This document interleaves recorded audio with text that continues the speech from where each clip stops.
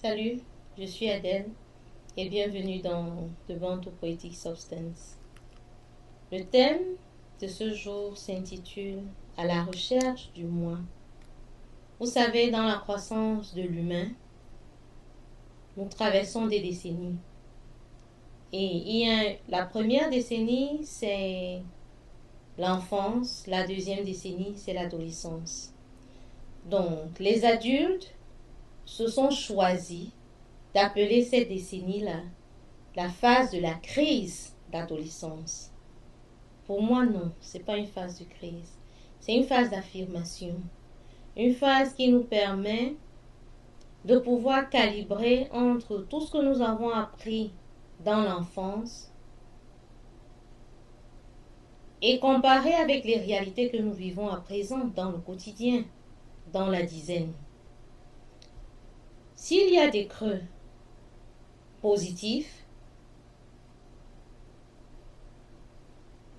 arrangeons avec du positif. S'il y a des creux négatifs, remettons un blason de positivité et puis avançons. Mais n'appelons pas tous les crises. Ça veut dire qu'on aura la crise de l'enfance, la crise de l'adolescence, la crise de la vingtaine, ainsi de suite jusqu'à la crise de la centaine. Non, la vie n'est pas faite que de crises. La vie est faite de beaucoup et beaucoup d'apprentissage. Et il n'y a rien comme mal à pouvoir apprendre ou vouloir se définir, vouloir se projeter, vouloir retrouver son identité dans tout ce qui nous a été proposé comme panier.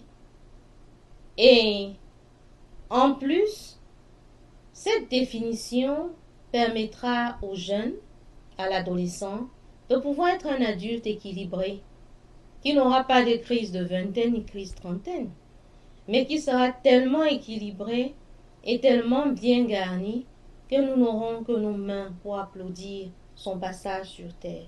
Parce que les actes et les faits et gestes qu'il posera, ou bien que cet ensemble poseront, vraiment seront à saluer.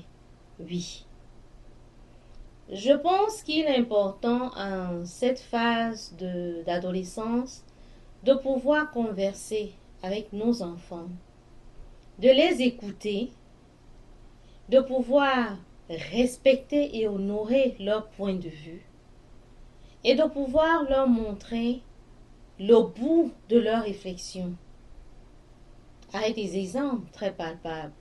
Et l'enfant certainement ne rejettera pas, surtout quand cela est fait dans les normes du respect. Allons découvrir à la recherche du moi. Mon cœur est un nid troublé, troublé par la jeunesse et ses passions, passions qui agitent mes membres et ma vie, vie dans laquelle je me suis perdue et avide de besoin d'un guide pour décompresser et me sentir aimé sans avatar aucun pour m'égarer, mais me secourir mon âme déchirée et enflammée car la vie me presse de bout en bout que je racole tous les matins quand les oiseaux crient pour louer Dieu du haut des cieux auxquels les arbres rendent hommage par le frémissement des feuilles agitées par le vent léger du midi d'échanges doux, de jougs lourds en léger et doux vent des ressacs de la mer qui chaque matin et au soir loue Dieu. Dieu vient par ton esprit et vibre dans mes membres que je t'ai dit en ce jour d'anniversaire et de consécration. Merci de nous dire quel est votre point de vue dans la recherche du moi, à chaque étape de décennie que vous traversez. Commentez en famille s'il vous plaît. Et n'hésitez pas de vous abonner. Mettez des pouces si vous avez aimé et partagez au maximum avec vos proches. À très bientôt et restons dans la joie et dans la quête de notre identité au quotidien. Merci.